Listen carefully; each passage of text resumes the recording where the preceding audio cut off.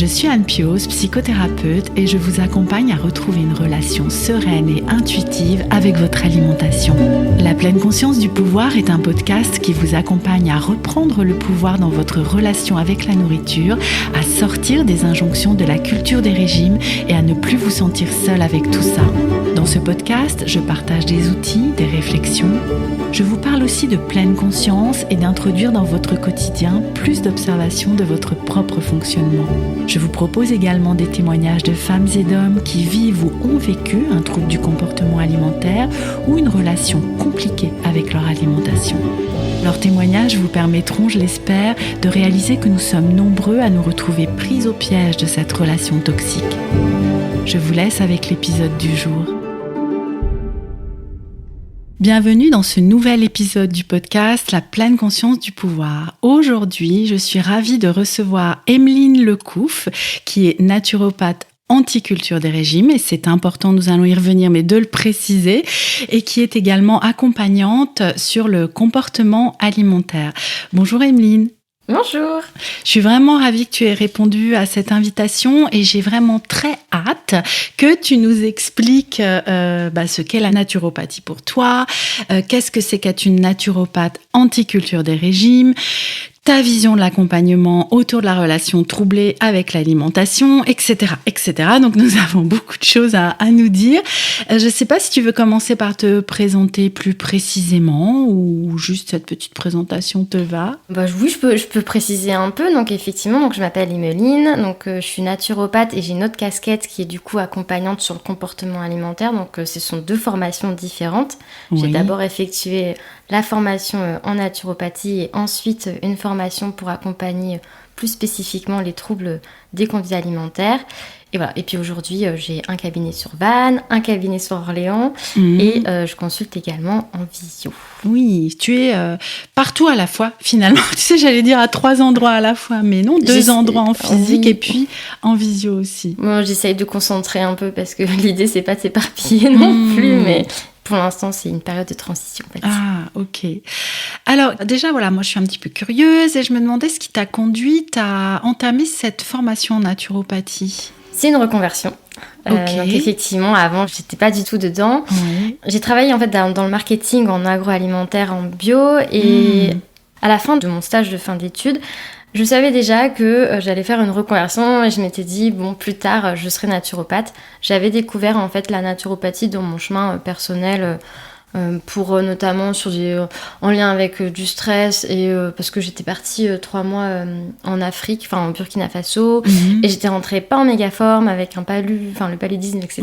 Bref, ça a eu quelques conséquences sur mon organisme et j'étais allée voir une naturopathe et j'avais adoré le fait qu'on me pose autant des questions sur comment ça se passait au niveau digestif, mais aussi qu'on me pose des questions sur mon bien-être mental, et c'est à la suite de ça aussi que j'ai pu travailler sur mon stress. J'avais été conquise en fait sur cette vision qui prenait vraiment la personne au global. Donc je savais déjà que je voulais faire une reconversion là-dedans, mais je m'étais dit je ferai 10 ans de marketing et quand j'en aurai marre, je ferai une reconversion. Si tu voyais rester quand même un bon moment dans oui, ce... oui. Ouais. Oui, parce que ça m'avait bien plu quand même ce que je faisais à l'époque. Et puis voilà, j'ai eu mon premier travail qui m'a fait changer beaucoup plus rapidement d'avis, puisque au bout de 18 mois, j'ai démissionné au bout de plus d'1 an, et au bout de 18 mois, du coup, je commençais ma formation en naturopathie. Et alors, est-ce que tu peux nous préciser ce qu'est la naturopathie pour les personnes qui ne connaîtraient pas ou pas très bien ce que c'est que cette discipline? Chaque naturopathe va avoir sa propre définition. Et en tout cas, la manière dont je suis naturopathe aujourd'hui, ça va être vraiment pouvoir accompagner le bien-être des personnes, physiques et ou mentales, à l'aide d'outils dits entre guillemets naturels.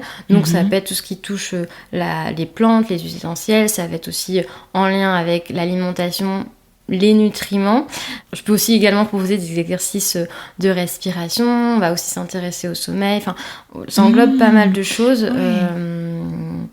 Voilà, en sachant que l'idée, en tout cas moi dans ma pratique, c'est vraiment de trouver les outils qui correspondent à la problématique de la personne et à son quotidien. Donc en fait, disons que quand une personne sort de mon cabinet, elle va pas avoir la même chose que quelqu'un d'autre, même si elle est venue avec la même problématique, exemple j'ai mal au ventre, derrière il peut se cacher beaucoup de choses. Donc c'est vrai que voilà, et puis si le quotidien n'est pas le même pour tout le monde.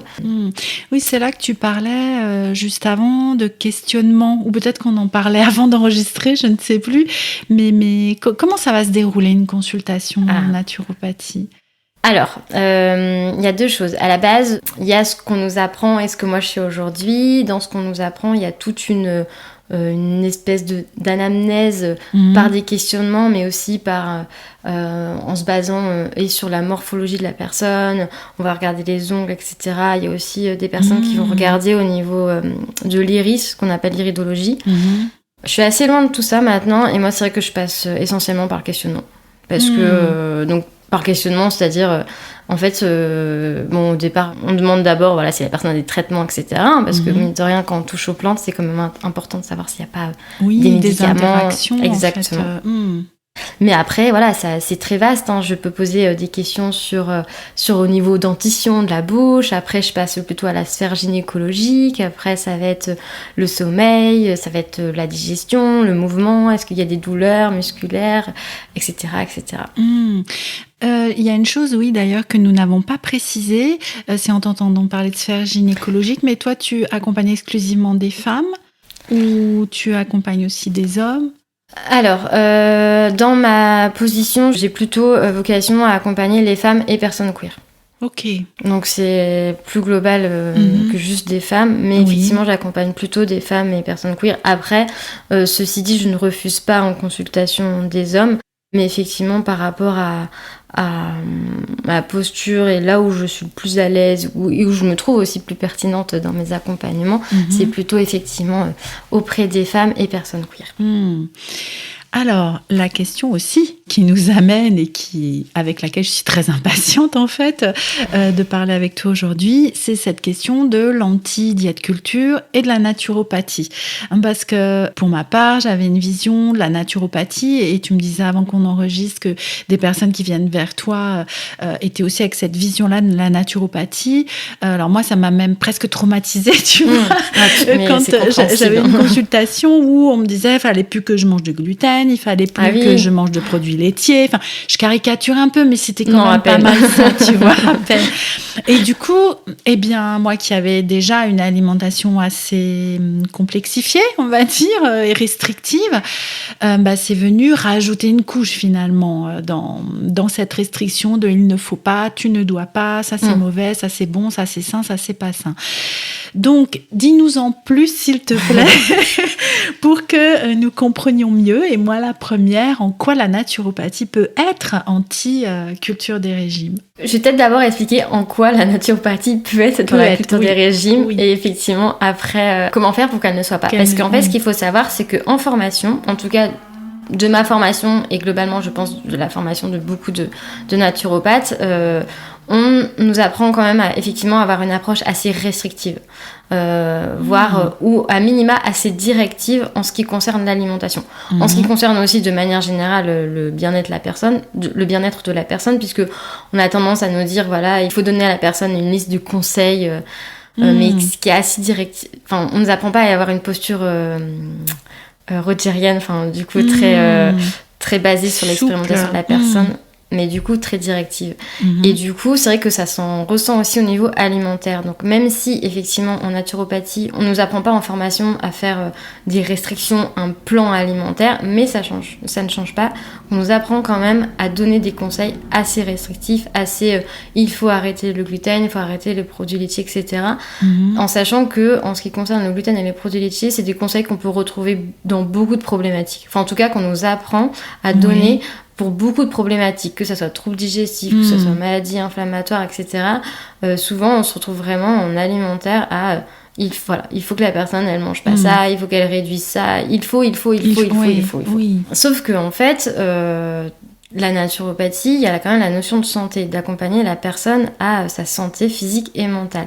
Sauf que, en fait, dans mon cas, le comportement alimentaire fait partie d'une bonne santé physique et mentale.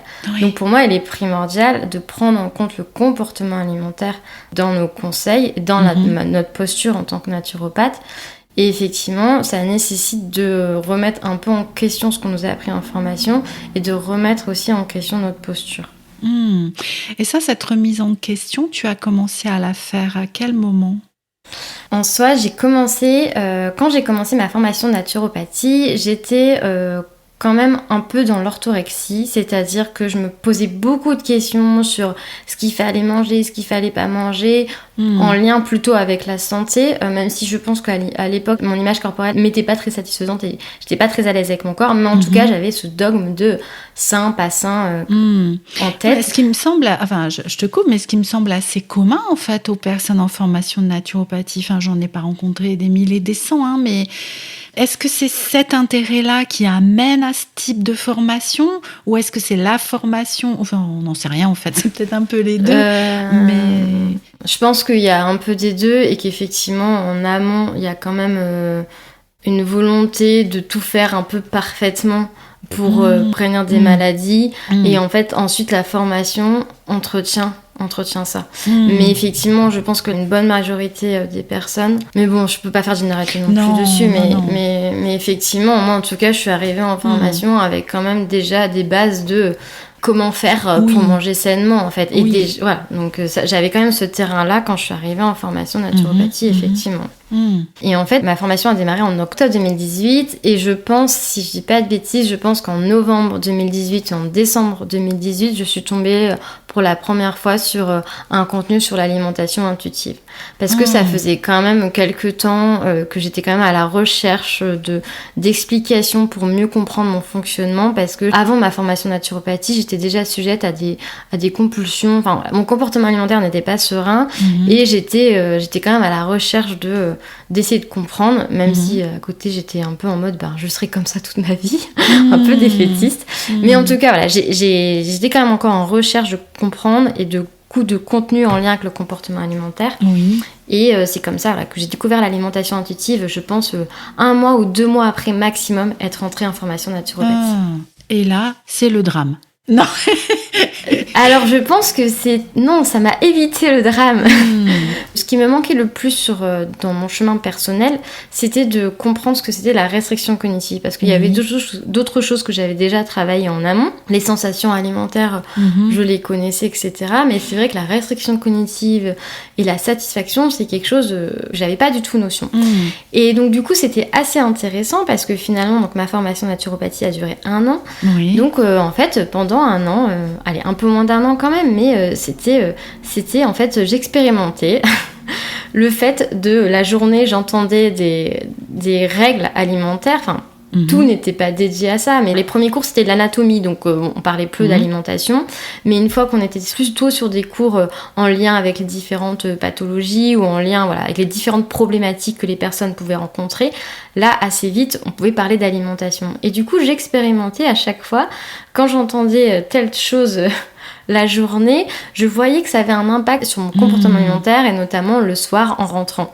Du coup, ça a été compliqué pendant 1 an, mais au contraire, je pense que de découvrir l'alimentation intuitive à ce moment-là, ça m'a permis en fait de comprendre en quoi les injonctions alimentaires étaient vraiment délétères, parce que je le vivais vraiment, Et oui, en direct presque. Et est-ce que tu te souviendrais d'un exemple précis de ça ? J'ai un exemple. J'ai un exemple. Un des derniers aliments qui était très compliqué pour moi, c'était le chocolat, les tablettes de chocolat.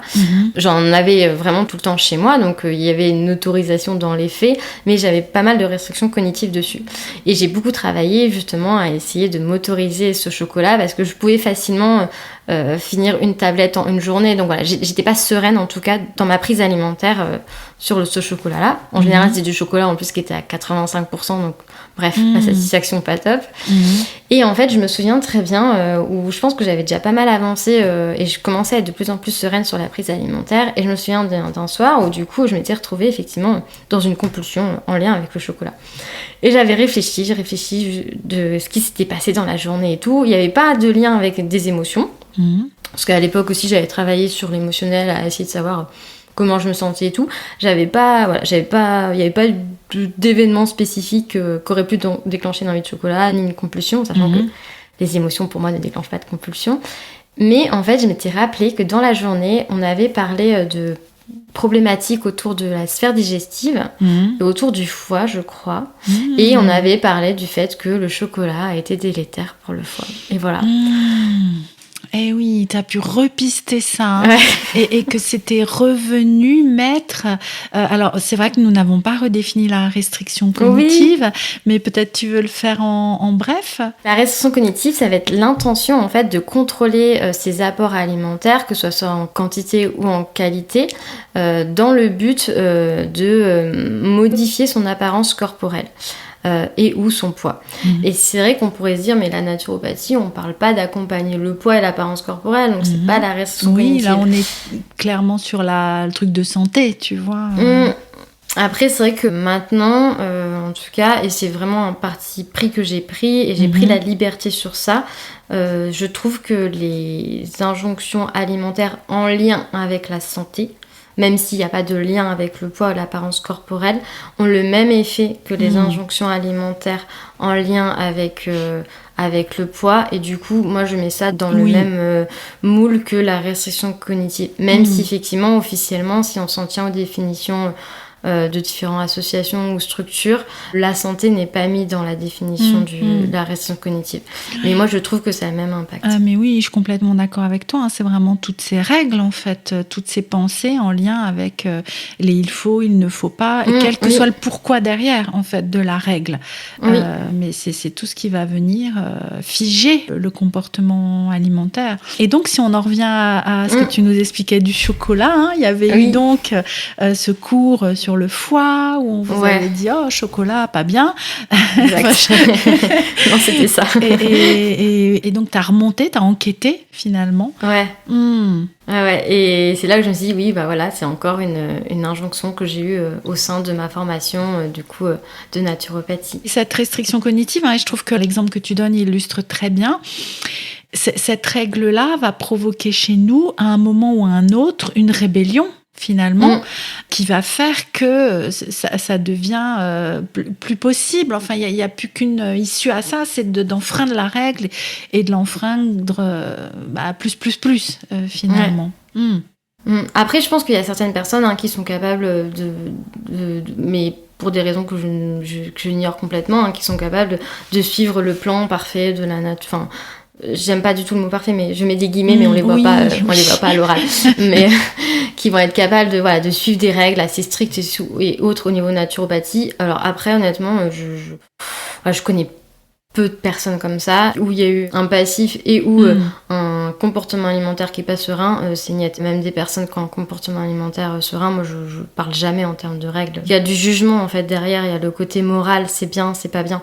Et donc ce qui met aussi, après en difficulté la personne aussi en fait.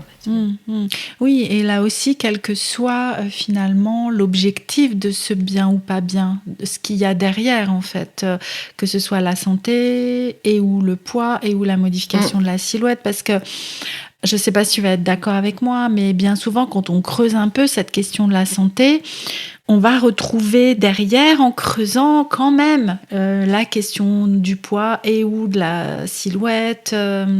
Voilà, pas toujours, hein, mais bon. Un peu quand même. Ça peut être là un peu en filigrane quand même, parfois. En tout cas, en formation naturopathie, on contribue quand même à cette croyance qui est faite entre poids et santé, effectivement, un peu quand même.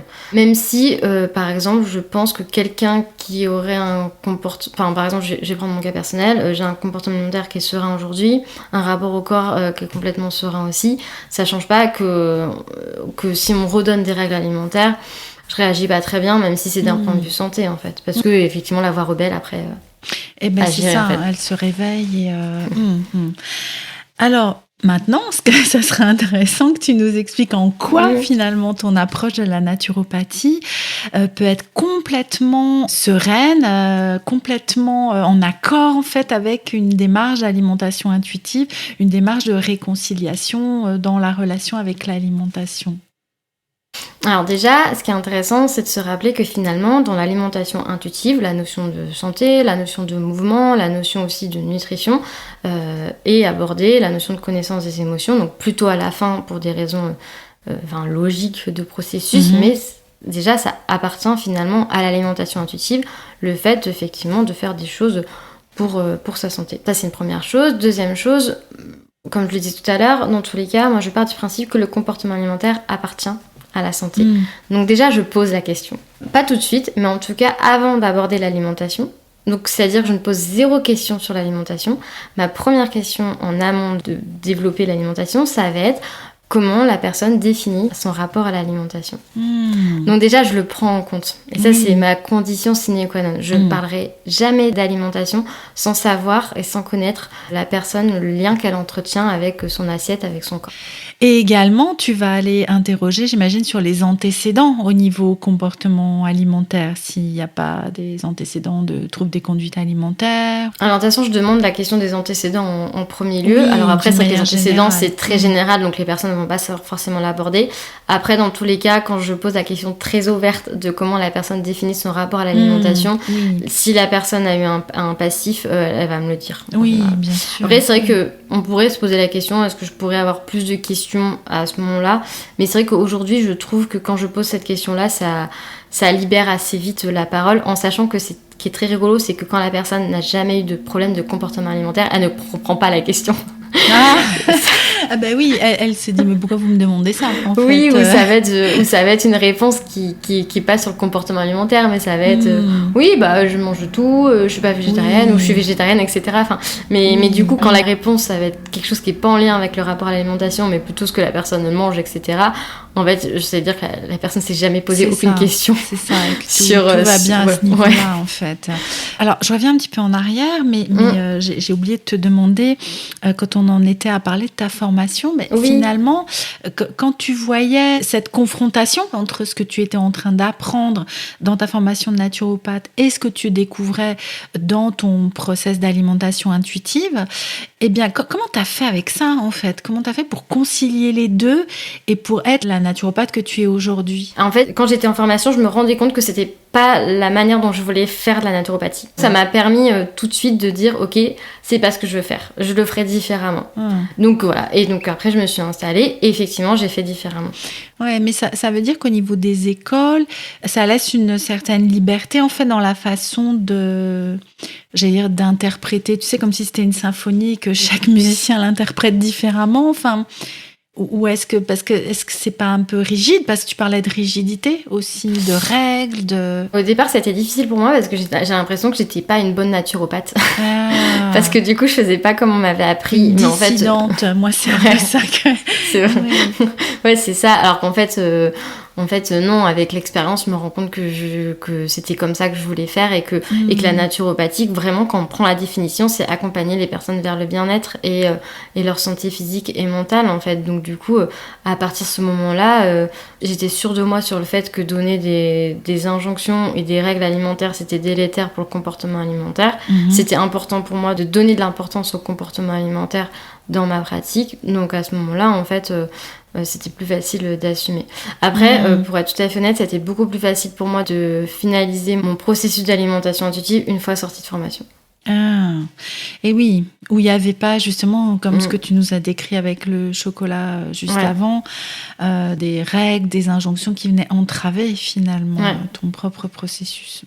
Oui, parce que en fait, c'était pas des pensées que j'avais, j'étais confrontée presque tous les jours à des règles alimentaires qui d'ailleurs pour certaines sont un peu fausses d'ailleurs parce que c'est assez catégorique pour certaines. Type tous les aliments sont inflammatoires. Oui, d'accord, mais en fait le stress associé à la prise alimentaire est plus inflammatoire que tel aliment à ce moment-là, en fait, sûrement. Oui. Mais du coup, c'est vrai que ça a été plus facile une fois où j'étais dans un environnement qui était le mien et qu'en fait, j'avais juste, entre guillemets, à faire avec mes pensées sans que tous les jours, j'ai une injonction. C'est ça, que tu sois bombardé régulièrement, en fait, de nouvelles règles. Je comprends. Ouais. Et est-ce que ça te dit aussi qu'on prenne quelques minutes, même si on s'approche doucement de la fin, pour parler de ton autre casquette d'accompagnante autour du comportement alimentaire? Est-ce que tu veux bien nous en dire plus? Oui. J'ai effectué en fait ensuite une formation sur 1 an, donc c'était un week-end par mois pour accompagner les troubles des conduites alimentaires.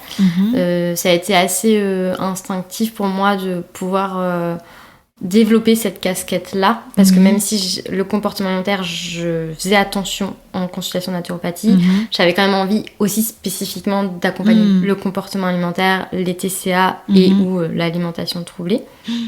Donc j'ai fait cette formation-là assez vite après m'être installée.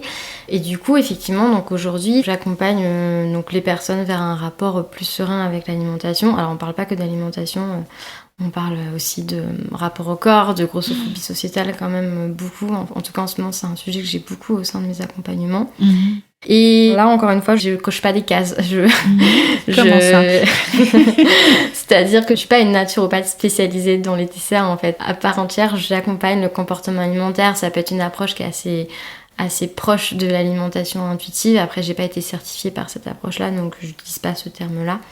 Mais je fais aussi à ma sauce, avec des outils, bien sûr, et des formations certifiées. Oui. Je suis en train de voir qu'on s'approche de plus en plus de la fin. Qu'est-ce que tu aurais envie d'ajouter, Emeline, qu'on n'a pas encore abordé? Un message que tu souhaiterais transmettre? J'aimerais transmettre que si aujourd'hui vous avez un comportement alimentaire qui est non serein et qu'en même temps qu'il y a d'autres problématiques en fait de santé, de bien-être à côté, et ben en fait il vaut mieux laisser le côté nutrition de côté pour le moment. Il y a plein d'autres choses à faire, tout ce qui va être stress émotionnel, il y a plein de plantes, enfin il y a plein de choses qui sont super intéressantes et qui peuvent accompagner. Par exemple, on va prendre le cas de l'endométriose où on va vite se lire qu'il faut enlever le gluten, les produits laitiers, etc. Mais il y a plein d'autres choses à côté qui sont hyper intéressantes à développer, et donc je trouve que la priorité c'est d'abord le comportement alimentaire serein, et puis ensuite il sera possible d'expérimenter des choses, mais il y a une différence entre une règle alimentaire qui est il ne faut pas manger de gluten, il ne faut pas manger de produits laitiers, et une expérimentation qui est ok, mon comportement alimentaire est serein, qu'est-ce qui se passe vis-à-vis de mes symptômes, qu'est-ce qui se passe vis-à-vis de ma maladie, si pendant X jours je teste de réduire un peu, ok ça change rien, ok si, ok ça, mais c'est de l'expérimentation. Et c'est pas une règle alimentaire. C'est ça. Et ça n'a rien à voir. Hein. Ça n'a rien à voir. Et là, tu vois, ça rejoint vraiment ce principe 10 de l'alimentation intuitive autour de la nutrition bienveillante, en fait. Et non pas de mettre en place des nouvelles règles ou de choisir ces règles, mais vraiment de faire l'expérience que... Tu vois, moi, j'ai fait une expérience importante, je trouve, avec le pain, parce que ça a été longtemps, je l'avais qualifié moi d'aliment doudou. Tu vois, pour moi, c'était mon aliment doudou, réconfort. Donc, dans un process autour de l'alimentation émotionnelle que j'avais fait il y a quelques années, l'idée, c'était d'arriver à m'en passer, de comprendre pourquoi, voilà. Donc, je faisais des semaines sans manger de pain, et ouais, j'y arrive. Enfin, il y avait tout un truc comme ça. Mais bien sûr, dès que j'en mangeais, je faisais des compulsions autour du pain. Voilà, maintenant, je peux voir avec le recul que c'était assez logique, en fait.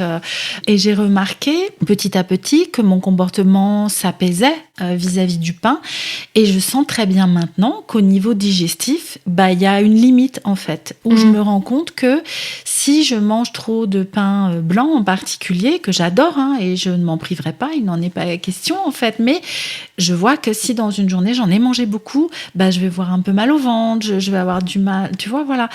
Mais ça n'a rien à voir, en fait. C'est mon corps qui va venir avec cette expérience-là. Et après avoir apaisé ma relation avec le pain, qui va pouvoir m'envoyer des alertes et me faire choisir, en fait, ou pas, parce que je peux décider que tant pis, j'ai mal au ventre.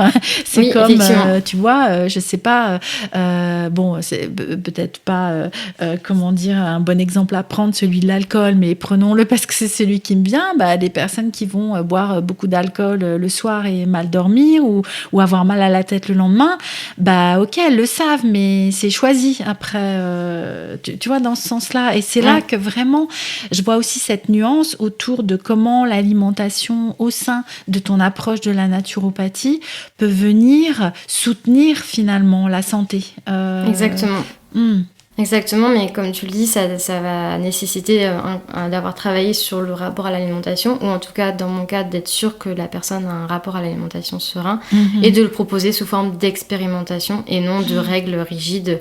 Parce que l'expérimentation, il n'y a pas de jugement, il n'y a pas de mal ou bien, il y a juste ce que tu expérimentes, et après c'est un choix effectivement de dire ah oui, effectivement là je dépasse ma tolérance, là ouais mais là j'en ai quand même envie, donc ok, c'est pas grave, j'aurai un peu mal au ventre, j'ai ça qui pourra me soulager après, et puis voilà quoi. Mais effectivement c'est des choix.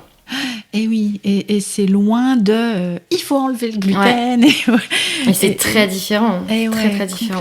Complètement. Oui, donc je vois vraiment ce que tu veux dire, et ça, effectivement, ça donne plus envie d'aller vers cette approche de la naturopathie que tu partages. J'espère quand même avec d'autres collègues, parce que ce serait un peu, mais chouette. Bon, c'est pour ça que j'ai aussi une formation. J'ai une formation que je donne aussi parce qu'effectivement c'est pas, en fait, c'est là où je suis pas en colère contre mes collègues quand parfois j'ai des personnes qui viennent me voir et qui ont été voir un autre ou une autre naturopathe et que je vois les dégâts entre guillemets. Je suis pas en colère contre eux parce qu'en fait en formation, c'est nos formations qui prennent pas en compte le comportement alimentaire et qui en plus ont une posture très directive, donc le double effet négatif on va dire, mais voilà, je rêve du jour où le comportement alimentaire pourrait être intégré dans les formations. C'est ça, complètement. Oui, et du coup toi tu proposes une formation qui va dans ce sens alors. Ouais, c'est une formation assez courte mais qui vise à donner les bases du comportement alimentaire, et justement ensemble de pouvoir réfléchir à comment finalement parler d'alimentation sans induire de restrictions en fait. Donc là en fait finalement mon approche elle est résumée, mais du coup cette formation permet aussi de donner les bases par rapport à ça, et aussi à venir de parler un peu de grossophobie, parce que nos formations de naturopathie sont aussi grossophobes, donc c'est important aussi de pouvoir venir déconstruire tout ça. Mais oui, donc ça, les formations que tu proposes, c'est à l'intention des naturopathes. Alors c'est un peu plus vaste, tout professionnel de santé qui accompagne les personnes, mais qui veut pas forcément se spécialiser dans le comportement alimentaire, mais qui veut à minima comprendre et intégrer le comportement alimentaire dans sa pratique. Donc, mais après, effectivement, le public principal, ça va être effectivement plutôt des naturopathes et ou nutritionnistes. Après, voilà, j'ai eu d'autres personnes aussi en formation, et ça répond tout à fait parce que ça reste des bases. Je rentre pas dans les détails de la naturopathie. Oui, c'est vraiment pour sensibiliser finalement les professionnels de santé, physique ou mentale, qui accompagnent les personnes sur ces sujets-là, ou en tout cas pour voir là où ça pourrait être problématique. Exactement, oui, exactement. En fait, qui accompagnent les personnes dans leur santé et qui ne veulent pas déclencher quelque chose de négatif. Donc effectivement, en priorité d'abord aux personnes qui parlent d'alimentation aussi dans leur pratique. Nutrition. Effectivement, en premier lieu. Oui. Où est-ce qu'on peut te retrouver, Emeline, pour les personnes qui souhaiteraient te contacter? Alors, sur Instagram, emeline.lecouf. Sinon, j'ai un site internet, emelinelecouf.fr. Oui, on mettra aussi le lien dans la description de l'épisode. C'est les moyens les plus simples. Et sinon, par mail également, contact@emelinelecouf.fr. Voilà, mais sinon, c'est là où on peut me retrouver. Voilà, s'il y a des questions ou s'il y a des doutes ou s'il y a des choses qui ne sont pas claires sur la naturopathie, je répondrai avec plaisir. Oui, et je confirme que tu es très ouverte à en discuter, à échanger, à avoir plus de précision. Donc, oui, parce que c'est normal, notamment quand on cherche en tout cas quelqu'un pour nous accompagner, c'est aussi normal de pouvoir en savoir un peu plus sur l'approche. Donc, surtout que vraiment il y a autant, je pense, de naturopathes que de manières de fonctionner différentes. Mais oui, donc, c'est un peu comme les psys finalement. Nous sommes tous différents, alors j'espère avec des approches différentes. Les psys sont moins problématiques que les naturaux sur le comportement alimentaire, j'espère, mais je suis pas sûre. Je ne le prononcerai pas. Je te remercie beaucoup, Emeline, d'être venue sur le podcast La Pleine Conscience du Pouvoir. Je te dis peut-être à bientôt dans un autre épisode, pourquoi pas, ou en tout cas à très bientôt sur Instagram. Oui. Merci à vous d'avoir écouté cet épisode. J'espère qu'il vous aura plu et qu'il vous aura apporté un nouvel éclairage sur l'approche de la naturopathie. Nous nous retrouvons très bientôt dans un prochain épisode. En attendant, n'hésitez pas à laisser un avis si votre plateforme d'écoute le permet, à vous abonner, à nous envoyer des petits commentaires et à nous faire vos retours sur cet épisode. Bonne fin de journée à toutes et à tous, et puis à très bientôt.